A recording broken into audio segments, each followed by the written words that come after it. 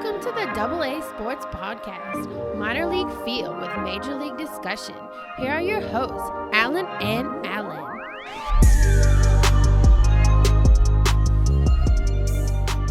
What is going on, everyone? Welcome to the Double A Sports Podcast. We are your hosts, Alan and Alan, and this is episode 12. 12. So yeah, with life as we know it, we're all at a standstill still. Hope everyone's being safe, being careful out there. So Social distancing. Yes, much distancing. So pretty much, as we said, I'm in the hospitality industry, so I'm pretty much been partly laid off till this whole thing covers, and so did my wife. So we have a lot of downtime, so we're just cleaning the house. I know you're working from home right now. Yeah, man, that's crazy. It's a lot harder to work from home than you would think with kids. Oh yeah, I bet. It's like I can't. That's all I see on Facebook. People with kids don't usually oh my God, this is so annoying. I'm like, oh. Well, luckily, I've actually had to go into the office today and yesterday, so I've had a little bit of time to try to catch up without a kid in my lap or yelling or something in my ear. It's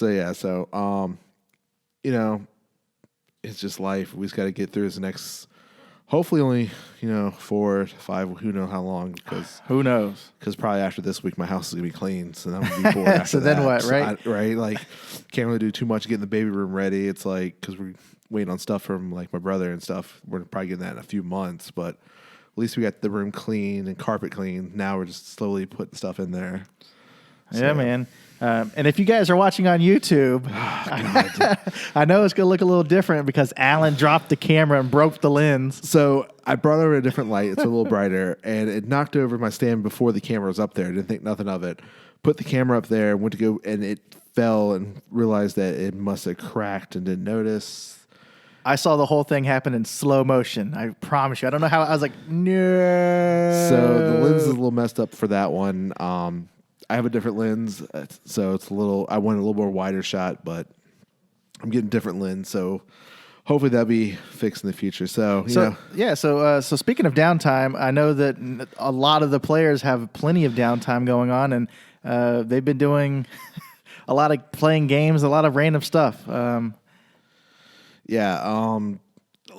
lot of different players, even I know a lot of NBA players and other stuff are going on live on Instagram, just answering questions and just having fun, because what else we can do right now? I know LeBron James did a video podcast with 4 people, and then certain A-Rod, and then we're doing a live talk a little bit earlier to go, asking and then Robinson Cano came on, asked for his 3 all-time favorite players, yep, stuff like that. So people are finding stuff to do. Yeah, I mean, with no live sports going on, we've been watching the Ocho on ESPN, where you can watch dodgeball while they're juggling. Fernando Tatis is going yard as himself on the MLB The Show. He's the 6th best ranked shortstop on the game with an overall rating of 86. Wilson Contreras is taking BP in his driveway with a Nerf gun. Yeah. That looks Him pretty and fun. His brother, yeah, you gotta do something to keep the competitive juices. And then, even we talked about earlier about Trevor Bauer trying to get a game together at Sandlot right after the season got postponed. Apparently, I watched the YouTube video a little bit today while I was cleaning. It was going to be a Sandlot game, but the MLB halted to it. It would void their contract because it'd be a sanctioned game, so that's why they did Wiffle Bat. No one really running it out. I'm like, oh, that sucks. I remember we talked about it. Alan, he tagged me, and I was like, this is it? I was like, where's the game at? I understand what happened, and after watching the video today and then watching him sit down and talk to his agent today, they released, I think, yesterday or last night about it, and when I listened to that, I was like, oh, so that's why the Sandlot game didn't happen, because it was going to be a full-fledged Sandlot, but Wiffle Bat, and they had fun. I think that's all that matters. Yeah, I mean, with the coronavirus going on, though, I do feel bad for a lot of high school athletes because school's been canceled for most people for the rest of the year. Yes. And, I mean, that throws a monkey wrench in all the sports related, especially springtime sports. So they don't get to go to prom. They don't get to play their final season, a lot of the seniors. That's crazy, man. And it's also affecting the Olympics. Yes. So the Olympics are now put on hold, which they should have done. I knew they at least got to do a couple months. Because after everyone gets up, they got to start going to the gym, unless they had a home gym or somewhere facility. They can't be training. So June was going to happen. Like I was thinking August is best case scenario, but now they pushed it a whole year to next year, which makes a lot of sense. Yeah, and I know it's not affecting. I mean, some people are affected by it, but other people like Sue Bird, I know she's getting older, but she still expects to compete next year. There's a boxer, I can't think of his name, but he was planning on going pro, but I think he's still mulling over his decision. He's debating. But now that we have to wait another year for baseball and softball to get back in the Olympics, how does this affect the World Baseball Classic, which is also next year? It's gonna be interesting because I think it's gonna benefit more other countries than Team USA for the Olympics, because most of those teams are gonna stay together for the Olympic teams. Right. USA team is going to be all of MLB players for the World Baseball Classic. Yeah. And then it's going to be college players or minor leaguers in the Olympics. Isn't Marcus Stroman or somebody trying to get players together? For the World Baseball Classic. Baseball Classic, okay. Yeah. So with like that, it's, so we'll talk a little about that with the Mets news. But it's going to be interesting because, like I said, like your Japan and teams like that, which might like Italy and stuff might have some major league teams for the World Baseball Classic, but most of them are going to stay together for the Olympic team. Yeah. So it's going to be an advantage because they're going to be playing together. They had competition together. So that's March. So then a couple of months of training, exhibition games, and then come June, they'll be ready to play. Yeah, okay, that sounds good. And like you said, all the players, all sports guys are on their social media doing things. One thing that I saw that looked interesting was Big Papi was out there giving his son some hitting tips while throwing a little soft toss to him. The kid looked like he can rake. It does surprise you, yeah. Don't. His dad's Big Papi. Look at Vlad Guerrero Jr. Young, he saw it, and the next thing you know, he was taking it deep. Now look at him, stud for the Blue Jays. So it's going to be very interesting to see what these players do, and hopefully, and then what goes on after that, because, we're all at standstill waiting for the green light. We're hoping June, July, so we'll talk a little about that more. I guess we can talk about it now with the MLB and the MLBPA agreeing to the deal. Yeah, so what did they say? I know they said that they're going to give $170 million up So front. ultimately, it's players with guaranteed contracts are getting, break it down to $5,000 a day or something like that while the season, and so the season gets canceled, they get to keep the money. If the season happens, they have to return it back to the teams. Right, and also with the agreement, the players agree not to sue for the full amount of salary this year. The biggest thing coming from it is going to be players like Mookie Betts and them. If the season gets canceled, they still get the year term. So ultimately, Mookie become a free agent and the season gets canceled. That's huge. So with that, if it does happen, you're going to hear an uproar of saying Red Sox need to trade back the players to the Dodgers. I don't think that's going to be a possibility, though. Do you? I don't know. Like it's gonna be a weird situation if it does. I don't think it's going to get canceled. But I mean, I see it from both sides. Yeah. I mean, I get it. Look, it's a whole year's past. You don't. I can't be on the unless he re-signs with the eligibility. Dodgers. I think they're going to have to. Well, I don't know how they're going to work that out, but I'm pretty sure. I don't know what's in the clauses. I haven't seen the paperwork. But that'll be interesting to keep an eye on. Yeah, so they're deliver payments to the minor leaguers who were not received a paycheck since the end of last year. So they worked together the last 2 weeks. What people are hearing, they're shooting for a 150 to 140 game season. That wouldn't be bad. So what they're talking about doing is at least possibly 1 to 2 doubleheaders a week. Okay, and that could be doable. And with the doubleheaders, they're talking about expanding the rosters to have more pitchers, and this will go in effect also, so it won't be a full month extra spring training. They might do like 2 weeks, and then since you have more pitchers can carry, you don't have to have starters ramp up so quick. You can let them come out early and use more relievers. Well, I know the Blue Jays president, Mark Shapiro, he thought that the players would need a whole month of workouts and exhibition games before they can start the season. Yeah. So this is a possible we haven't heard the details with this, but that's what people are hearing. I think more so that's going to come out more how many games they're going to play when we're kind of getting more of the clearance. Because the biggest thing is both players, owners, everyone involved wants to play in front of fans because fans taking about 30% of their revenue from the gate. So if you lose 30%, they're already losing money as it is, and you're talking about losing another 30% just to get playing. I don't think they want to do that. Okay. Well, yeah. Another one of the biggest things I saw is that they're planning on not starting the season until the ban on mass gatherings has been lifted. Which would be the end of May. Hopefully. That's where, as of right now, it's end of May. Okay, so if it's at end of May, that means that we're starting in June. Most likely, yes. So I'm thinking what my job and stuff, I'm thinking start report back in the middle of May to start getting everything ready for the end of May, because what the ban lifts is the weekend before Memorial Day, like that couple days before Memorial Day weekend. Right. So right now with me in the hotel industry, you go right into the summer season almost. So that way, if you're thinking about sometime in there, they'll start maybe doing the 2 weeks prep, maybe a week of spring training-ish games, and then you're talking first week of June starting the season. So if we do Best case start, scenario. if best case scenario is we start in June, are we going to have baseball during Christmas like Scott Boras So thinks? what they're saying as of right now, it's they'll probably play regular season through October, Okay. and then all of November will be playoffs. So most likely, like someone tweeted today, I forgot who it was. He said, "Forget football on Thanksgiving. Give me Game 7 of the World Series on Thanksgiving." That's what I was just thinking. I was like, oh, man, are we going to have baseball on Thanksgiving? There's a possibility what they're talking about right now, because they want to play as much as possible and still have the money and everything to recoup what they're losing right now. All right, so let's say that baseball starts in June. I know I'm jumping over the place right Yeah. now, but I've heard that baseball could possibly go to an NCAA bracket-style tournament to make up for lost games.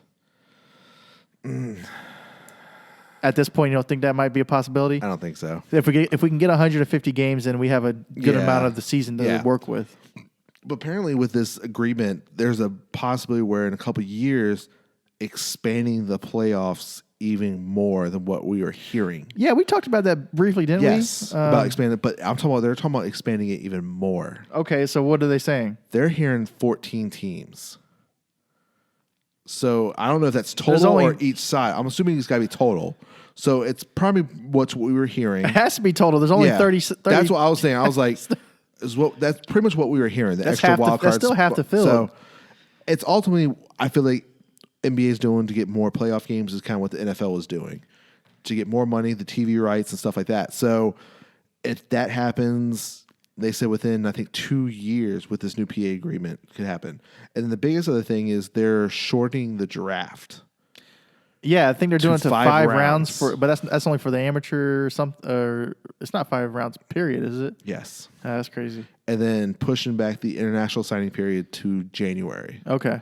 So you have a longer time frame and stuff like that. But this is, it just, with high school, now not playing, and college, I think that's why they're doing the 5 rounds, because usually those you can take a shot in the dark with this high schooler or this college. So, but ultimately, does that mean they can sign with whoever they want after that Right. this year? Like, oh, I want to go. I'll sign. Sure. So we'll see more when that comes out, the details and Did stuff. they have any details on the date of the draft? Are they still doing it in June? Or? I think they're hearing pushing back to like July, August. Okay.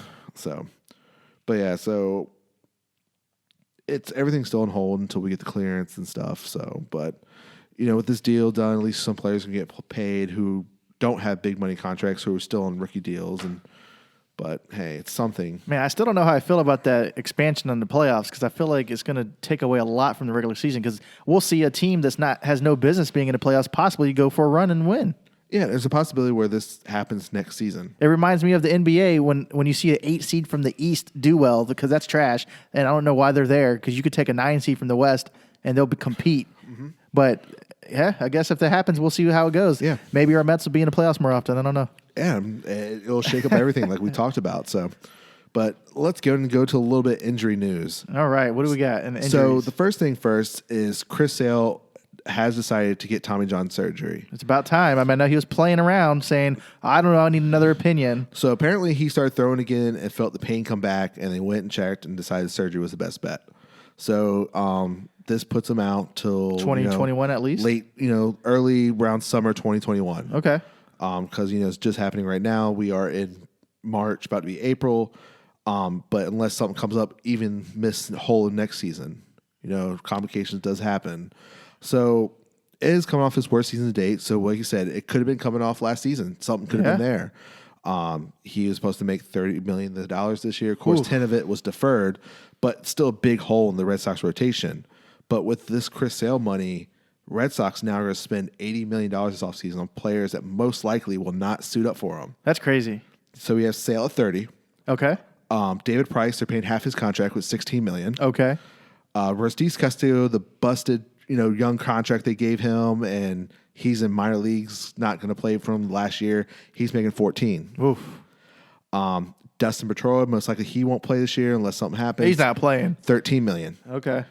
Sandoval, the buyout for the Pandas contract, $5 million. And then still the deferred money that they're paying for Manny Ramirez at $2 million. Manny Ramirez hasn't been in the league since what, 2011? What is happening right now? I mean, it's been a while. I don't know if it's been 2011. So Last I saw, he was playing in Japan or something. Why they got rid of Price and Mookie's money, because Where was he when they had Manny Wood? Was that the Dodgers or something? he ended up going to the Dodgers. Yes, that was that big trade. They had Manny Wood because they had everybody had Yes. the dreadlocks. Yes, it was like, That's what I'm saying. 07? That's what I'm saying. Okay, but that's what I'm saying. It's been that Because he long won with 04. since he's been relative.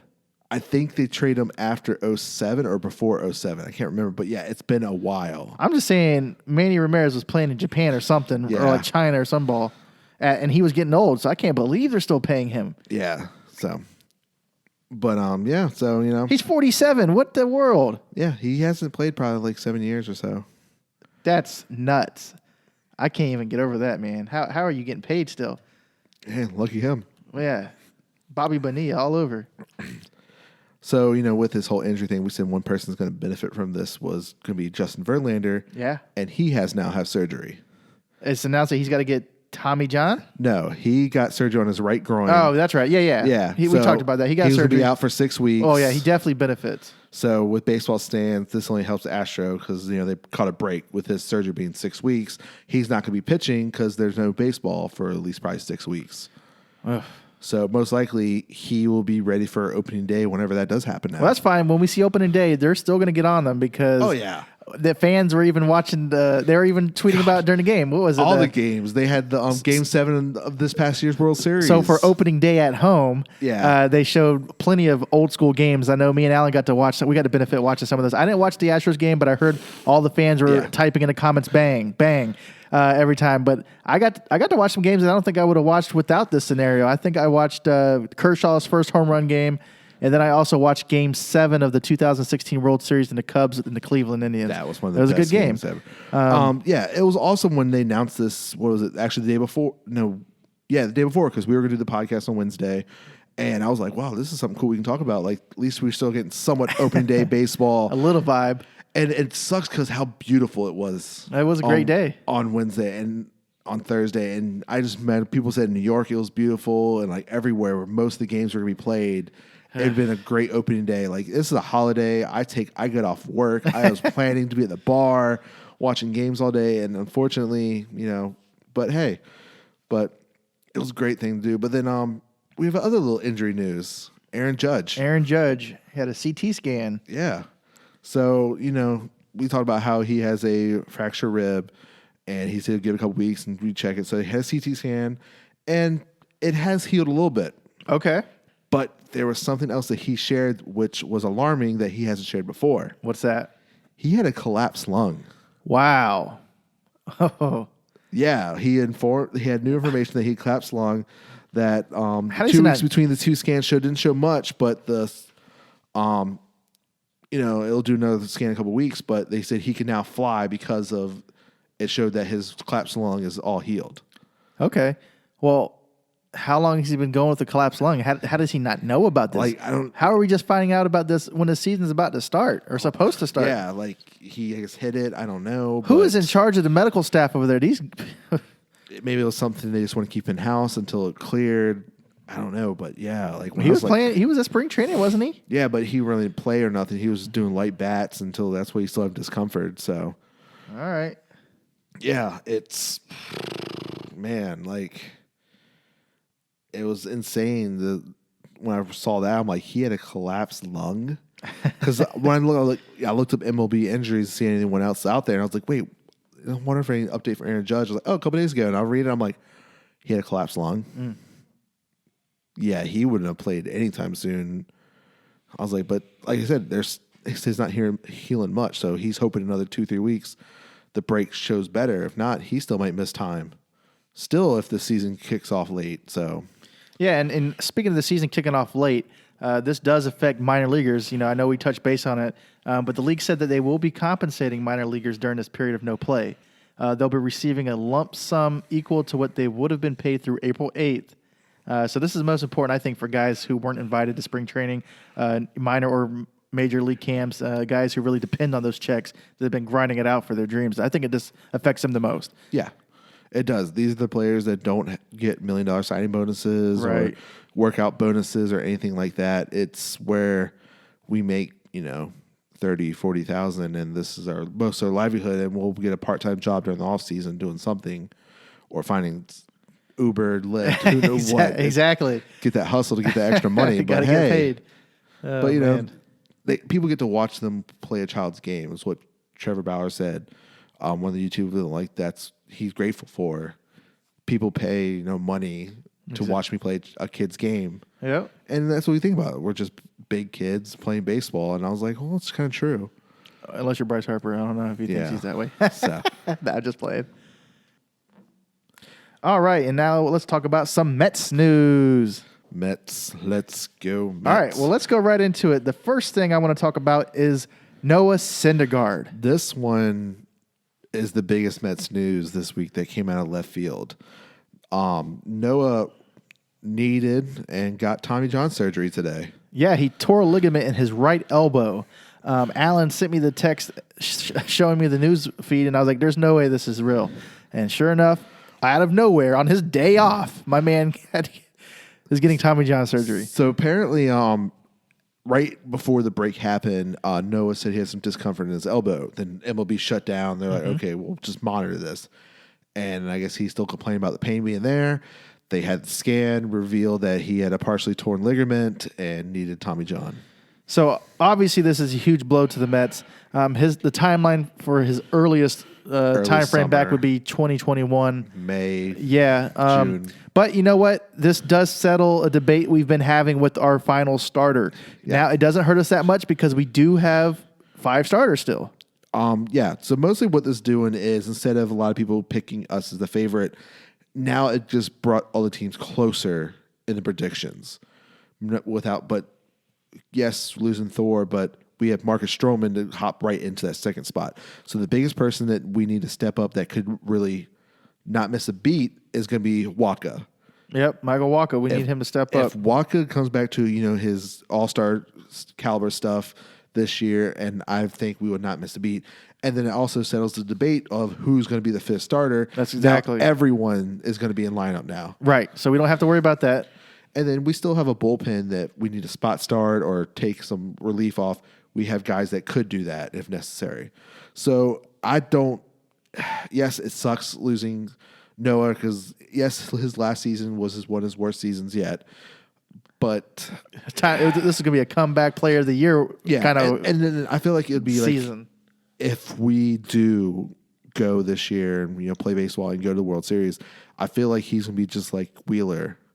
The year we went in 2015, Wheeler was out that year with Tommy John, and seeing the pitchers pitch like that, and then you're not going to be able to compete. It just makes you drive you more to come back next year to play.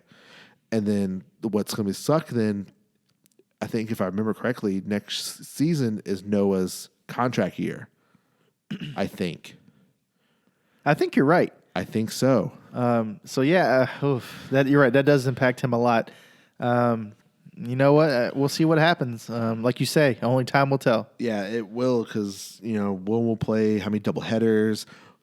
So with the doubleheaders, you're talking about possibly, Giselle have to do a spot start once a week. So we might have to go. This could hurt us because we probably could have carried 6 pitchers. Absolutely. With these doubleheaders possibly happening. And we would have had an advantage then. Exactly, because everyone else would have been cramming like who's going to spot start for us, these doubleheaders, this, that.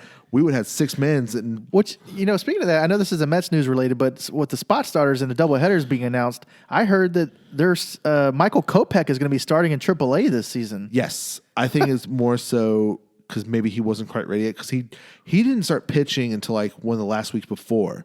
So he was just now starting to gear up. So I feel like him starting AAA. Might not be there very long if we're going to have I don't double think headers. so. I think 2-3 starts, if that. If they want to compete, I think you need Michael Kopech on your team. That was a surprise. You think, and then with his double headers, if it does come to light, they might bring him right back up. I don't know. But then we'll see what happens with that. I was surprised. I'm like, good for me if I checked whenever they do decide to release the minor league schedule. When they figure this out, if he comes to Norfolk real early, I'm definitely there. All over that. Yeah. So back to Mets news. But yeah, this double headers is going to be very interesting. We would have had a highly advantage, but now, like I said, Giselman, Lugo could even get that spot because if Batetas, Familia, and then Diaz is lights out. Well, if they're lights out, then we have Lugo and Giselman can be those double header. Familia, and then I don't know, maybe we get a prospect up early. Like if we see him training, like we had one prospect that was doing well pitching, and I think he's only played AA, so maybe he'll be up sometime soon if there's a lot of these double headers. So yeah, we might have to think about our past podcast when we brought up some teams that we thought were really deep in the pitching sector because we were thinking about teams that could trade to the Yankees because they needed pitching. Those teams might want to hold on to their prospects and bring them up, like you said, for spot starts, just for this situation. Because if they actually let them carry extra three pitchers, you might carry 2 extra starters now. If you said you're having double headers, one double header a week, at least one, possibly 2 a week, then yeah, you're going to need them. So if you're talking about, you might have a 6 to 7 man rotation. Yeah, you're going to if you get 3 extra pitchers, I think you're right. You might want to take at least 1 starter at a minimum, maybe 2 starters, and then a long reliever. Yeah. So basically 3 starters, but one guy who's going to be in there who can get you through 3 or 4 innings if need to be. So that strategy, these managers are probably thinking right now, probably like who are going to carry, because if we're doing at least 1 a week, possibly 2, man, we would have been deep. And this is going to be crazy for these rookie managers because this is a whole different thing going on right now. It's a whole different animal that we're going to be like, we're losing possibly 12 to 22 games is what they're shooting for, and then double headers galore, playing in October through the whole season, then going to November for playoffs, and then most likely we'll have to play somewhere in Miami for the World Series. Because, by golly, you're going to play in New York in November where it's possibly snow. No. Exactly. It's going to be real weird. So, but yeah. So, let's get a little something brighter news. So, I know, we talked a little bit about it, but... yeah. So, with this year, we talked about a little bit ago with Tim Tebow played for the Philippines to try to qualify for the World Baseball Classic next year. It was the anniversary, a couple of years ago, this week that USA won the World Baseball Classic. So they're shown on MLB Network. Of course, there's nothing to show, so something that the home run derbies and a bunch of other things like that. So they start showing, and then Marcus Stroman, who was that year's MVP, was one of the best times ever and stuff, and started tagging some of his old teammates. Said, so who's ready to run this back? And so people started talking. So pretty much he tweeted, saying, you thought USA baseball squad was scary in 2017. 2021 is about to be unreal. So one of the first people to comment on him was Pete Alonso, said it'd be a dream to red, white, and blue. Then, of course, some of the other players from his team said they're totally in was Eric Hosner and Christian Yelich. And then a bunch of other people started chiming in who wasn't on the team that'd be down. Trevor Bauer said he's 1,000,000% in. Blake Snell asks, what do I have to do to play for Team USA? Other players say they're in, like Cody Bellinger, Walker Buehler, Noah Arenado, Trevor Story, Mike Clevenger, Whit Melford, and Joey Garrison. Stroman also reached out and got no answer from Jeff McNeil, Michael Conforto, Mike Trout, Mookie Betts, Aaron Judge, and Bo Bochy. Man, I would love to see Trout in there, but the people who responded sound like a freaking all-star team, if you ask me. So you have Stroman as starters right now. You're talking about Stroman, Bauer, Blake Snell right there. Yeah, it's crazy that the pitchers are on board, and I don't know how the MLB is going to be on a pitcher innings count, but still. Like those 5 pitchers that are so in right now is whew. And then you're adding Arenado, Trevor Story, Bellinger, Yelich. And then he wants, God. Did you name any Astros in there? No. None. Okay, that's what I thought. Yeah, but, so Eric Hosner's in, that's first base. Christian Yelich, he'll play right field. Arenado third, Trevor Story short. Like, God, like, and then Bellinger, God, And that's why I love the Baseball Classic, because it's like an all-star team, but we get to watch to play series, like games, not just one. And they're playing hard. This is something you're representing. Like, it's a dream.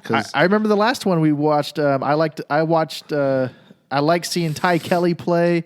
I think he played for like Greece or something like that. Greece or at least something like that. One of those teams. It was definitely fun. I like waking up at like getting ready for work. It was like games starting at 4 a.m. for playing in Japan and stuff. Dude, yes, great times. Yeah, like it's something that, because we didn't have the Olympics, and then even with the Olympics now, these are the only way to represent the Team USA, because Major League's not going to let players go play the Olympics.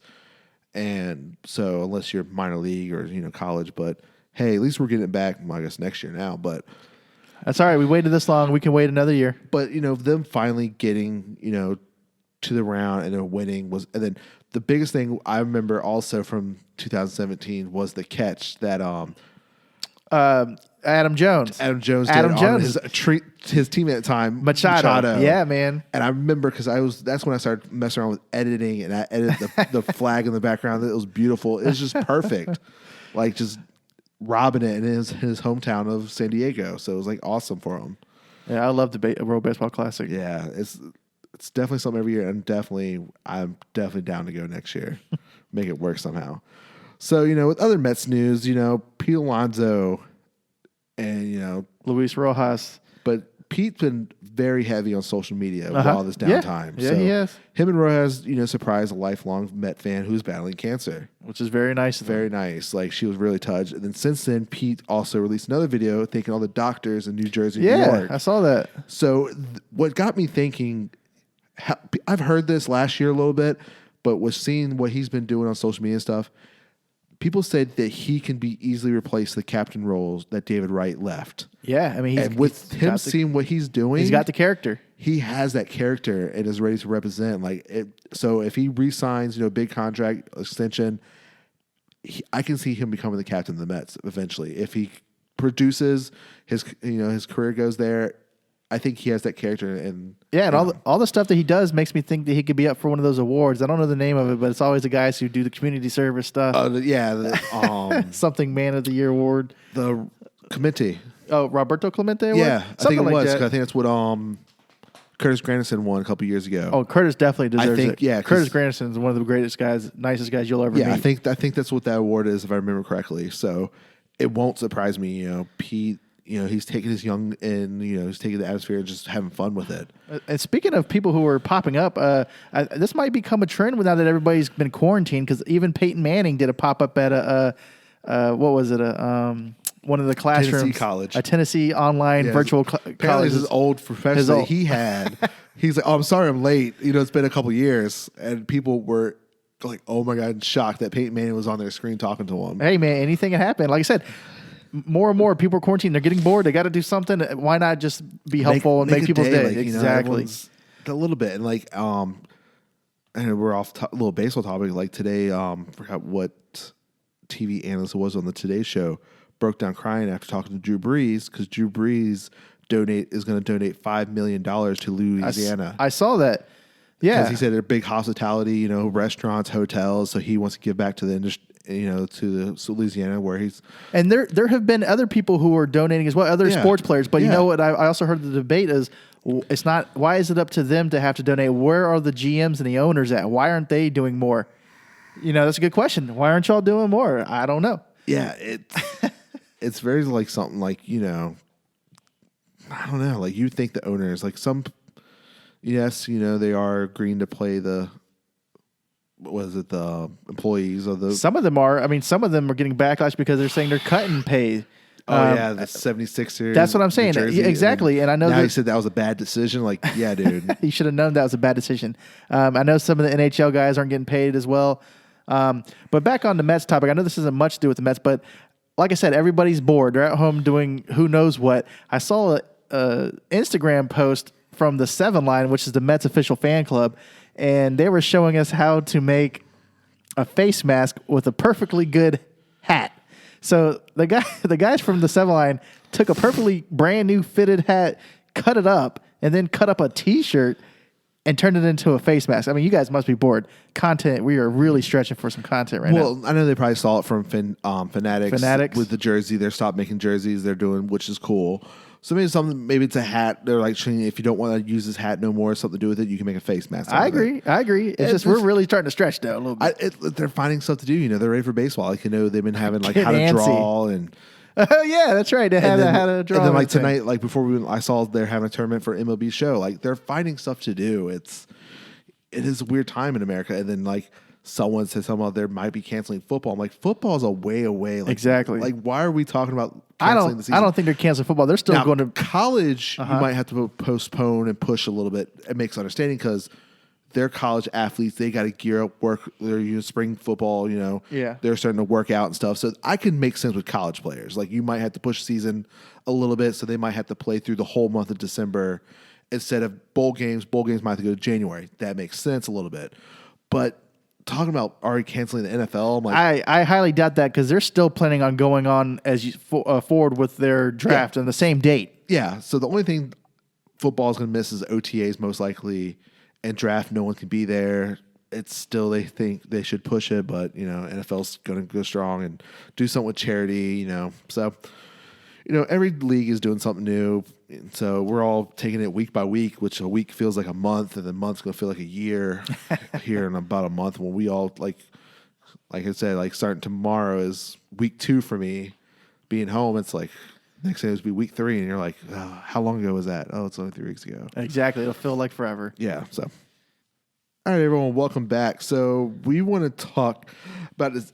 Like I said, everyone's getting bored and stuff. Yeah, to pass the time, there's been something that's been circulating around social media about who your dream team would be. Yeah, you so- must put together a team in a situation where you must win. Yeah. So your must-win teams. The first post from MLB had 5 players. Had Bryce Harper, CC Sabathia, Didi Gordon, Adam Ottavio, and then Fergie Jenkins. Okay. So Bryce Harper, this is his lineup. He had Cal Ripken at shortstop, Ken Griffey Jr. at center field, Mickey Mantle right field, Mike Trout left field, Mike Smith third base, Jamie Foxx at first, Chase Utley second base, Josh Gibson at catcher, and Cliff Lee at pitcher. Cliff Lee, a pitcher. Yeah, I was really shocked with that one. If And I had Chase to do that Utley. lineup over, I guarantee you Chase Utley's never making my must-win list. My must-punch-in-the-face list, maybe. Right? All right. CC Sabathia. Okay. What's CC say? So we got Ricky Henderson left field, Okay. Roberto Alomar. Alomar second base, Very good. Ken Griffey Jr. center, Absolutely. Barry Bonds right, Ooh. Frank Thomas first base, Okay. Chipper Jones third base, Manny Ramirez DH, Okay. Yachty catcher, and then I think it's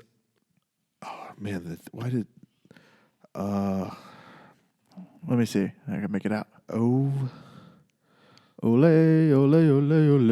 it cut out the first, and I was like Valcret, I don't know. Vizquel. Oh well, we got somebody All right, there. so Vasquez, something like that. all right, D Gordon, All right. Ricky Henderson center field, Okay. Barry Bonds left, Ken Griffey Jr. right field, Hank Aaron DH, Josh Gibson catcher, Gary Sheffield third base, Derek Lee first base, Barry Larkin shortstop, and Ozzie Smith second base. Huh. Adam Ottavio it shows the Yankees. So Derek Jeter shortstop, Tony Gwynn right field, Barry Bonds left field, Albert Pujols first base, Ken Griffey Jr. center field, DH Manny Ramirez, Noah Arenado third base, Pudge Rodriguez catcher, and Roberto Alomar. Alomar second base. Very respectable. And then last is Fergie, Willie McCovey first base, Okay. Joe Morgan second base, Ron Santo third base, Brett Campanars, Okay. Johnny Bench catcher, Roberto Clemente right field, Willie Mays center field, Hank Aaron left field, and I think he put himself as pitcher. Why not? did, right? Why not? If you must win, you got to count yourself. Right. A smart guy. So, it's interesting lineups. Everyone has someone different, and we decided why not make ours? Why not make ours? So, to go do our own. So, how do you think we should do it? Should we just... I don't know. Maybe we should go through our lineup. You go who's your leadoff, and we'll go one through whatever. And then I don't know. I mean, maybe we'll break it down per person. We'll talk about our ones. We'll go through twos. I don't know. Then we can sum it up. I guess, yeah. Unless you want to go through it real quick. I don't know. I think we should do we sell our list, why we picked this person. We should do each one. So let's go with yours first. My whole list? Yep. Okay. So before I say my list, I love power hitters. So if you can hit the long ball, I am with it. Not everybody on my list is a power hitter, though. But I'll go through. I also added a DH. So I'm going to go my 1 through 9 real quick, right? Okay. Yep. And then I also have a starting pitcher and a closer. Okay. Because I want to be greedy. All right. So in my must-win list, my leadoff, and I'll even put the position because, they're all outfielders, but who cares? I have Ichiro leading off, and I got him in right field. Solid. My number 2 batter is Rogers Hornsby. He's at second base. Number 3, Mike Trout in center field. My cleanup hitter is Ken Griffey Jr. I got him in left field. My DH is batting 5th. He goes by the great Bambino. It's Babe Ruth. And then my number 6 batter is playing first base, Albert Pujols. My number 7 is a catcher. Best hitting catcher, in my opinion, Mike Piazza. And then my number 8 batter plays shortstop, Cal Ripken Jr. And my number 9, who plays third base, Chipper Jones. And then I'm going to tell you my starting pitcher is Randy Johnson, the big unit. And my closer, if we need to go there, if Randy's not pitching a perfect game or blowing up birds, my closer is Mariano Rivera.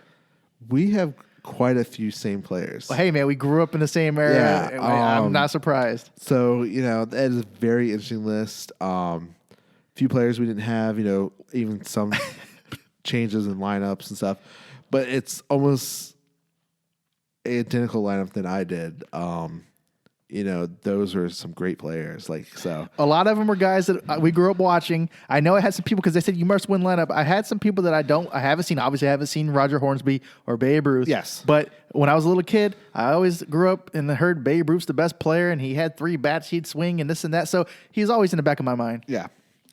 So, I guess I'll go through my list. Sure, let's hear it. So, lead off, I have shortstop Cal Ripken Jr. All right.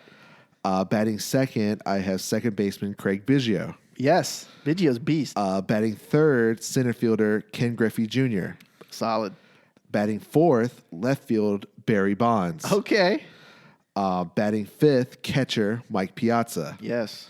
Batting sixth, first baseman Albert Pujols. The machine. Batting seventh, third baseman Chipper Jones. Oof.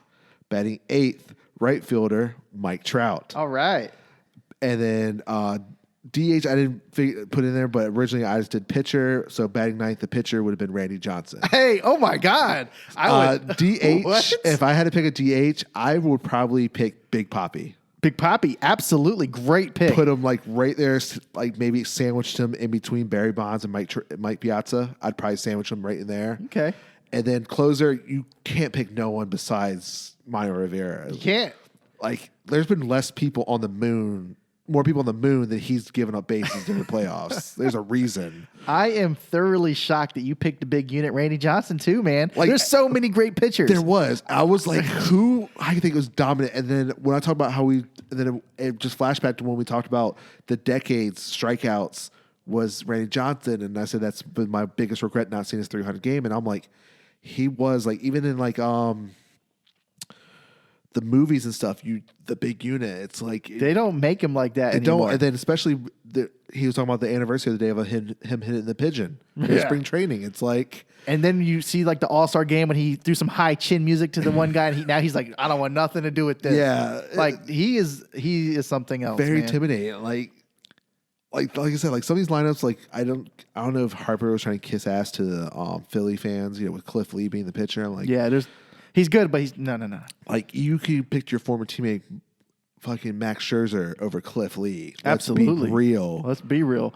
There's so many guys I could have had that DH though. Oh, God. I mean, Mark McGwire comes to mind. I mean, so many big power hitters in general. Yes. I mean, it was hard for me to pick on some of these, but I went to a list and I'm like, who do I pick? Who do I leave out? Because I'm like, I want to do some people, most everyone I watch playing and stuff, and I'm like, and then the only one, like, I was like, because some of them came to mind pretty quickly, and then like second baseman, I'm like, who's like the better second basemen I've watched, and then I was like, oh yeah, Craig.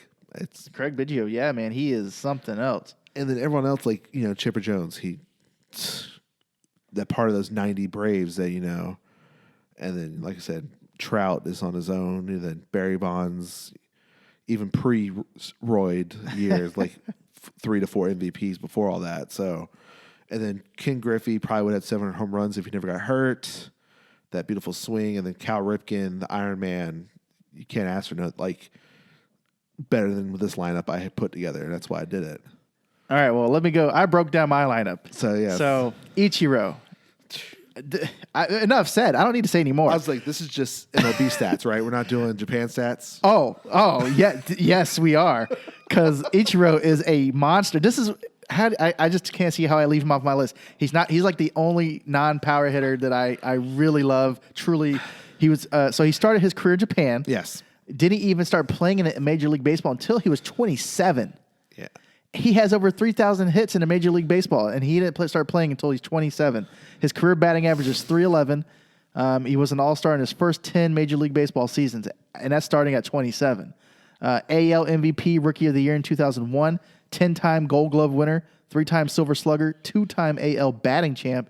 He also was the AL stolen bases leader in 2001. He set the MLB record with 262 hits in one season. I remember that. I mean, let's not forget, he is a Hall of Famer in Japan as well. He was a 7-time All-Star there, 3-time MVP, 7-time Gold Glover. The list goes on. Yeah. I just don't know what to say. That is something else. Like, if he played his whole career Lord. in Major League, he would have gave Pete Rose a run for his money. Close. Easily. He would have been the closest one that had a shot to that record. Yeah. Because I think when he did the 3,000 hit, total, he's at 4,000 hits. To be a rookie at 27 and still get 3,000 hits in your career, that's crazy. You're he good. Officially finally retired last year because he wanted to play that last series in Japan last year. And I'm not saying opening series, but I don't even know if he officially retired, did he? Yeah, he did. Okay. He officially, finally, but what I'm going to say is that he might not be a power hitter in general, but when he practices, he can hit it. He wanted to play in a home run derby. When he practices, he can hit the long ball, but he plays small ball. He plays smart. There's not enough good things I can say about Ichiro.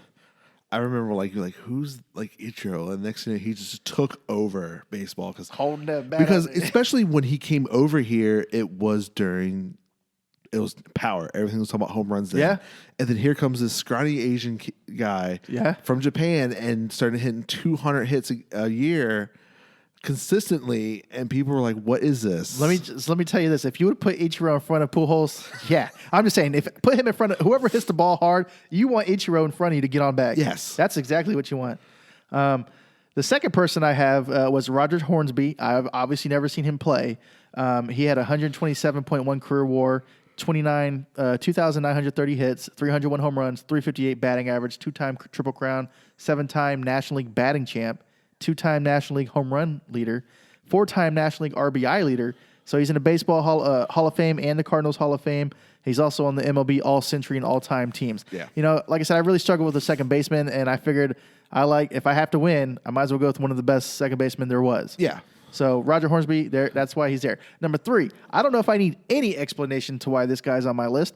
Mike Trout, my current favorite baseball player. He doesn't play for my team, but he's my favorite player. I will love watching him in the game. I wish I could stay up late to watch all his games. Yeah. He's an 8-time All-Star, 3-time AL MVP, Rookie of the Year, 7-time Silver Slugger, AL RBI, and stolen base leader. He's in the 30-30 club, and he's just 28 years old. He's still playing the game today. Yeah.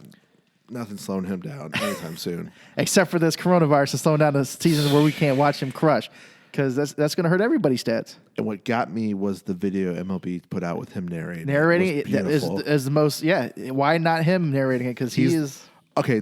Before we go on, okay. I saw a clip, and I'll show you after this, or I'll put it in here, of Gary Vee. They're talking about baseball. If Mike Trout walks in the room, majority of people are not going to know who he is, because baseball has not to say like they don't have the young president, like people don't know. Like, Yeah. he said you could put the top 5 stars in baseball in this room, and half the people won't know who they are. I will agree with that. Compared to like, you bring LeBron James or someone that they're going to know Everyone that knows icon. who that is. Yep. And same thing, football, you're going to know these quarterbacks and stuff. Mike Trout is arguably one of the greatest players we're ever to watch go down, period. And half the world don't know who he is. Under the radar. Yeah. That's true, man. You're right. I mean, I would recognize him probably, but Yeah. I can agree. If you threw him in a room with a bunch of people, he might not be recognized. Yeah. That's true. Well, the next guy, I guarantee people would recognize him. On my list, Ken Griffey Jr., the kid. He's not the kid anymore. He's like 50 years old. But That backwards cap, the 90s. Okay, who before, Jeter, this guy got a shoe deal as a baseball player, yeah, man. Yes. which was insane then. So his career batting average was 284. He had 630 home runs, 2,781 hits. Best swing I've ever seen. The sexiest swing I've ever seen in my life. I would love to see his career numbers would have been if he wasn't injury prone. Yes, those couple years, man, he could have would got be 700. He'd be at the top for sure. 13-time All-Star, AL MVP, 10 Gold Gloves, 7 Silver Sluggers, 4-time home run leader. He was voted into Hall of Fame in his first year of eligibility with 99.3% of the vote.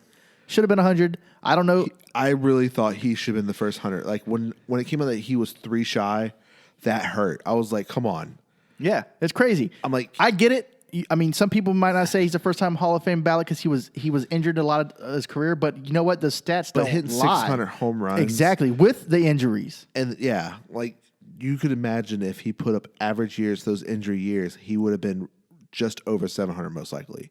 He would have been the 4th person in the 700 club. Like, Yeah. come on. Well, yeah, and one of the coolest things I remember was when he was coming up.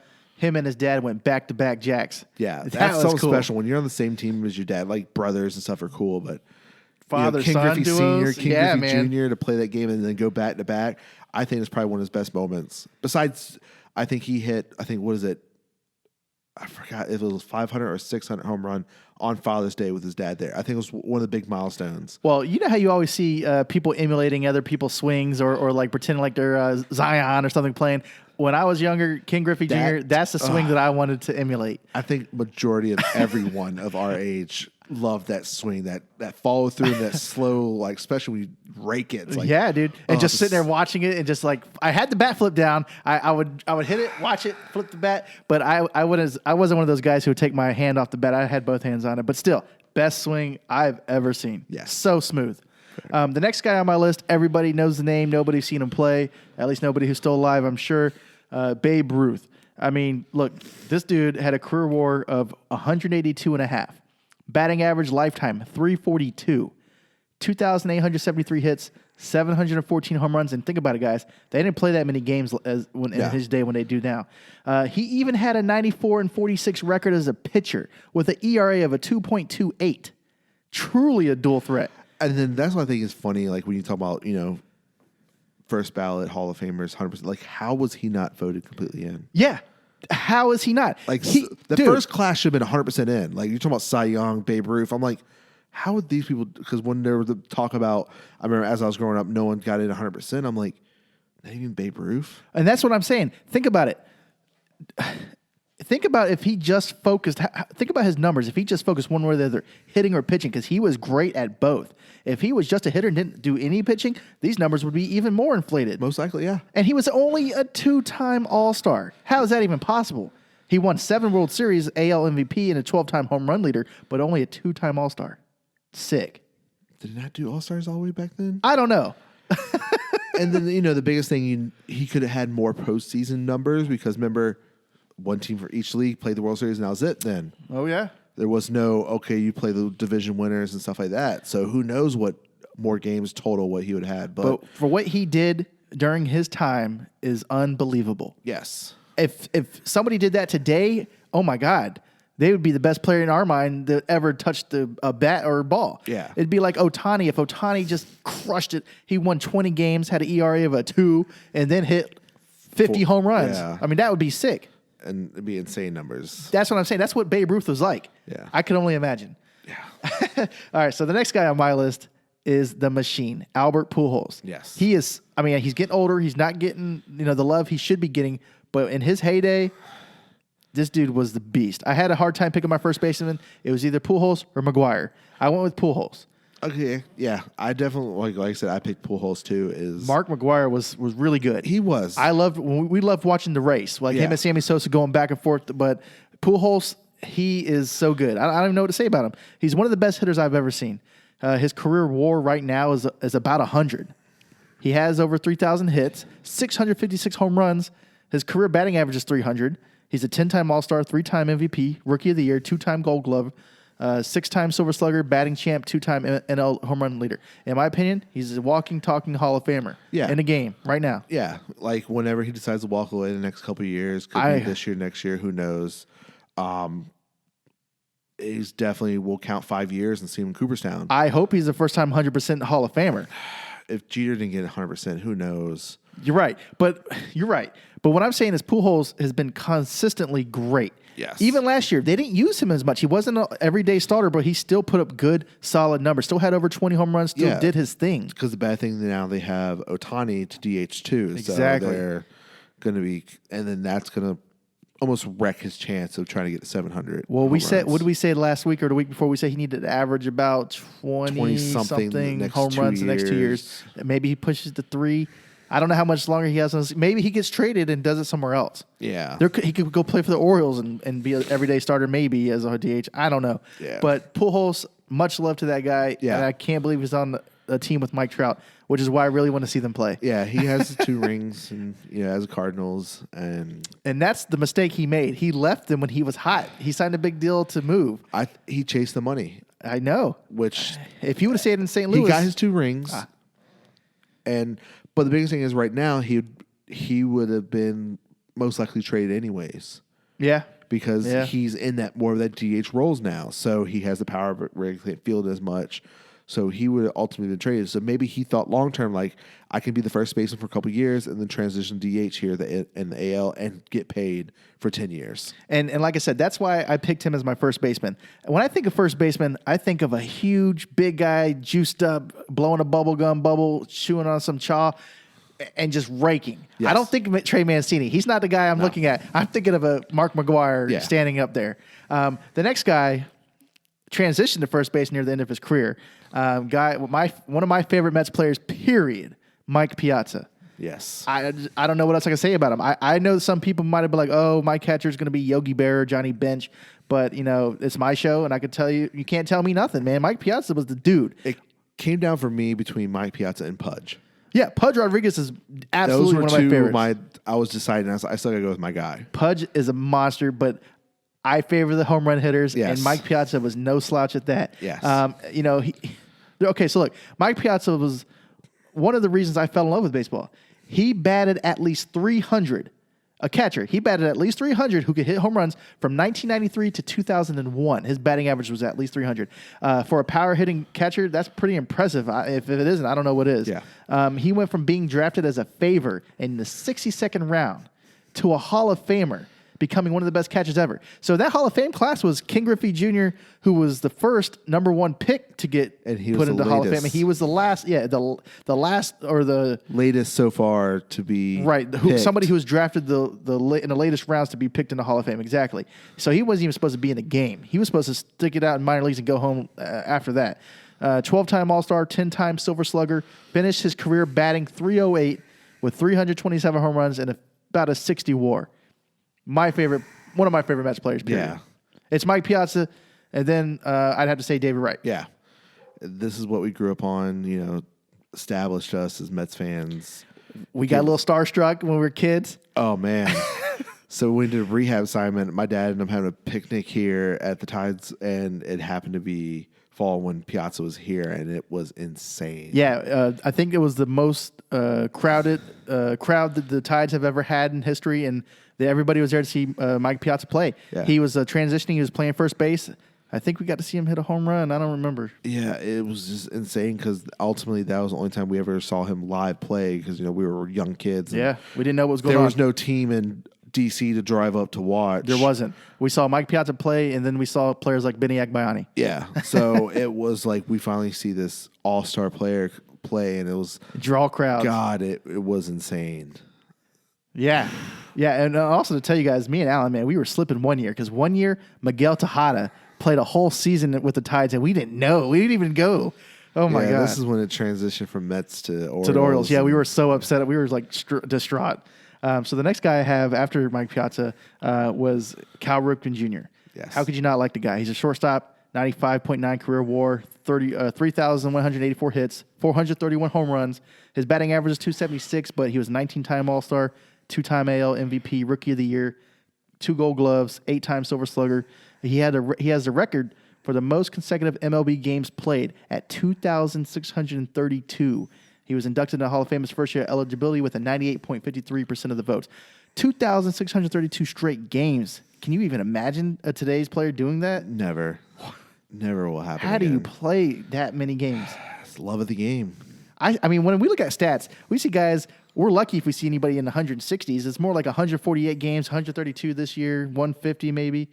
But to play that many straight, that's something special. Very special. The next guy I got, Chipper Jones. I mean, we love to hate this guy. You don't name your daughter after the Mets Stadium for no reason. Yeah, he had a great time playing against the Mets. His career WAR is at 85.3. His batting average lifetime is 303. 2,726 hits, 468 home runs, 8-time All-Star, NL MVP, 2-time Silver Slugger. He's a batting champ in 2008 and voted into Hall of Fame in 2018 with a 97.2% of the vote. I remember his last All-Star game. He really wanted to get a win out there. He was hyping up the guys in the clubhouse. And the crazy thing about like his last All-Star game was Trout's and Harper's first All-Star game. Isn't that crazy? It's like, man, like you passed the torch to the future of that game. It's insane. Dude, that is nuts. Okay, well, the next guy I have is my pitcher, Randy Johnson, the big unit. This guy, they don't make him like this. This is something special. I feel bad for people who don't get to see him play. You need to go to MLB The Vault. Try to look up some games where you see him pitch. His WAR was 101.1, 303 and 166 record. So not many guys can get to 300 wins anymore. No. His ERA was a 3.29. Might have been lower if he didn't try to stretch it out to get those 300 wins. Yes. He was an absolute flamethrower. People were scared to get to play. This dude, like, he's already like what 6 foot. I don't know, God, 11. what was he? Yeah, he was up there. By the time he takes a step, he's already halfway to, and he's throwing 100 plus. Yeah. So he's a 10-time All-Star, 5-time Cy Young Award winner, World Series MVP, Triple Crown, and MLB wins leader in 2002. He led the league in ERA 4 times. He led the league in strikeouts 9 times. Dude pitched a perfect game and a no-no. Not to mention he hit a bird, disappeared into dust. This dude was inducted into the Hall of Fame in 2015 with 97.3% of the votes. I don't know who's not giving these guys these votes, but you guys need to be fired because how is this guy not on your Hall of Fame list? Most people where they feel like everyone should wait a year. They must have not liked the mullet and the mustache. I don't know what they didn't like. I don't understand it. I feel like if you deserve to be in the Hall of Fame, you deserve to be in the Hall of Fame. There's agree. no holding out for a year. Yeah, what sense does that make? You're entitled to something. Come on, guys. So if I didn't pick Randy Johnson, I would have gone with Roger Clemens.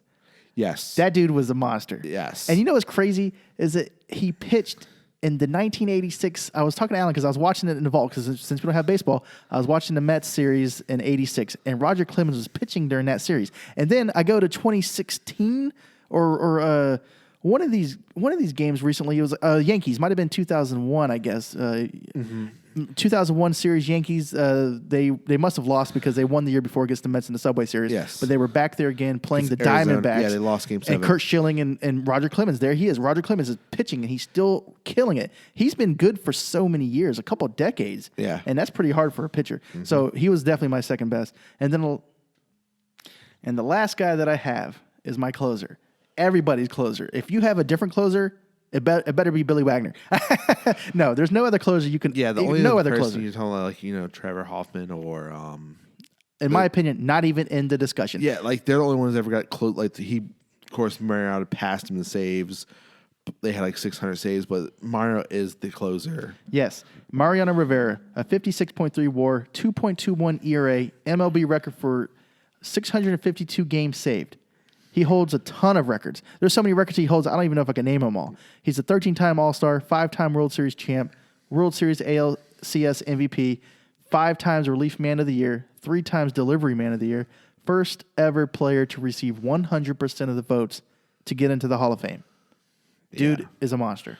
Yeah, like I was okay for him to be the first, but I really think the year before Ken Griffey should have been the first. Absolutely. When you're coming 3 shy, I was like, you got to be joking me. Like, and then when he got in, I was like, okay, at least there's been one. And then we all assumed this year is going to be Jeter was going to get in, and then he fell 1 short. I'm like, yeah, and we don't even get to know who the person is. yeah, I'm like, wow. But so life goes on. But yeah. Stacked lineup. Like I said, I think the only people we really had different was our second base, which could easily have been. Yeah, I could have easily picked somebody that I saw growing up. Oh, and your DH was Babe Ruth. And I picked Poppy. That's it. But you know what? If I would have picked a player that I watched growing up, I most likely would have picked a Craig Biggio at second base, or maybe somebody from the Mets system, maybe a Roberto Alomar kind of guy. Yeah. And then for my DH, I could have easily picked a Poppy or some other, because I love the power hitters, and I would have been looking at that because I remember Ramirez, when everybody was like, "Oh, Poppy's done. He needs to retire," and he came out and had a great season. After that, he just crushed it. Yeah. So I mean, I'm shocked that we're this close. I'm really shocked that you had Randy Johnson, because I was like, no way. Out of all the pitchers in the world, man, crazy. Like I was thinking Clemens, and I was like, no, I don't want Clemens. And then I'm like, but who symbolized growing up, even like in the 2000s, that shut people down and talked about was Randy Johnson. Like that's what the biggest surprise is that Seattle team with Griffey and him. I know. Like, yes, they made it. I think they got close to the World Series, but never won it. It's like that one was a shocker. It was also crazy because, like I said, I was watching the 2001 World Series. I'm assuming that's when Randy Johnson won with the Diamondbacks with Curt Schilling on the team too. Yes. Think about it. Curt Schilling. That was co-MVP year. Curt Schilling and Randy Johnson on the same team. Yes. Oh my Lord! Because I also remember that Randy Johnson played for the Yankees as well. So I was just wondering. Yep. He didn't get a ring with them. He only got that one ring. But hey. Yeah. Crazy good. Yeah, because he played the Yankees, then he finished his career with the Giants. Arizona, Diamondbacks. He played with them for a while. Then, he bounced around a little bit. Yeah. But like we said, most likely he'll be the last ever to get 300 club unless something dramatic. We get a Mike Trout style pitcher come up like at 21 and possibly blow through. But like we said, you and I were talking about who was it, Kershaw, I think, or somebody. Kershaw could be the possible get closest, but he would need to average like 15 or something 16 wins for the next however many years. Yeah. So, and we assume, I mean, he's like a Mike Trout kind of guy. I mean, he might not get it done in the postseason, but in the regular season, this guy is lights out. So if, say you come up and get 300 wins and you play 18 years, you got to average 16.6 wins a year. Yeah, for a pitcher. I mean, that's tough. Yes. Especially for 18 years. Especially this day and age with these kind of pitchers. Everybody throws 100. Everybody gets Tommy John. They don't last that long. Yeah. And then like we talk about with Syndergaard, like if we looked at all the young pitchers that we had at the Mets, the dream team. He's the last one to get Tommy John. Every one of that dream team had Tommy John at one point. Nuts. Like right after we got DeGrom, Tommy John. Wheeler, of course, that year we went to the World Series, but prior he got Tommy John. Matz was when he was in the minors, had Tommy John. Of course, I think, what was it? After or during his rookie year, Matt Harvey, Tommy John. So now Syndergaard's the last one of the bunch. Well, let's hope he turns out like the pitchers who have been getting Tommy John, and they've all come back strong. Yeah. Like Strasburg had to get it right, and or he had to get something kind of. Yeah, but I think the biggest thing he can probably is talk to his teammate with DeGrom. Yeah. Yes, DeGrom had right after college, but if he talks to even Wheeler, Matz, I'm pretty sure there's a whole, it's nothing new nowadays. It's like, it's just like, this player's out for a year. Like we said, Kopech starting AAA after having Tommy John. It's like, okay, you're missing a year, unfortunately. Well, if you Chris Sale just had Tommy John. if you guys made it this far, let us know what your must-win lineup is. Yeah. 'Cause we are definitely interested to see it. Like they were even like going like lineup versus lineup, who you pick. Like I'm like, that's a tough one. Like, yeah, if I go back, I probably would change my DH and my second baseman just for guys that I've seen play. It'd be interesting. yeah, like I would love to see like some of these players that they actually chose. If they can go to MLB Show, put this lineup in and do a simulation game. They would have to do a lot of simulation to see exactly what happens. Because I guarantee if you put your best lineup, unless you're playing around and being funny, if you put your best lineup against somebody else's best lineup, it'll be pretty close. Yeah. I mean, regardless. Yeah, because then you got to think about, relievers and stuff like that too. But, it's going to be fun. Like, let's put Well, simulation in. I'm expecting Randy Johnson to throw a no-no. Perfect game, probably. A perfecto. And kill a bird with a 100-mile-an-hour fastball. Yeah. All right. So, other than that, not much news to talk about. We're in a state of waiting and seeing when we'll get baseball back, when will they start training, and when we'll get to watch something because, Yeah, we love the players, but we don't want to watch them play the show. We can play the show ourselves and watch ourselves play. I actually almost bought it the other day. I went to Target before the whole quarantine and stuff started. Oh, you might need to get it. I mean, hey, kill some I time. I was walking around. I forgot what I needed to go there for, and I walked past the game, and it was right there. I was like, I don't want to spend $60 right now. Yeah, I hear you, man. That's the only thing. I'm like, I was at the previous year, but it was still like $25, and I was like, nope, I'm good. All right, well, you know what? You best believe if there is any Major League Baseball news, we will let you know. Yes. For sure. We'll see you guys next week. We'll see you next one. All right, guys. Thank you for checking out this episode. Please share us if you enjoyed this content. Follow us on Twitter and Instagram at AA Sports Podcast. Catch y'all next week. Peace. For the record, I'm done trying to make y'all comfortable. That's right. For the record, you ain't trying to grow, then it's done for you. That's right. For the record, lab on me going all the way. All the way. For the record, ain't trying to link, no time to waste. Stop calling. For the record. For the record. For the record. For the record. For the record. For the record. Been a little too nice for y'all. Now I got to up price on y'all. Snake eyes on dice for y'all. Shoulders on ice for y'all. A6 all the hate. I won't get a ball today. Got lost in the ball and A's. I'm flipping the bars. I'm flipping the on record, off record. I still count wins when they got it. On record, off record. I let them take advantage. I'm taking advantage.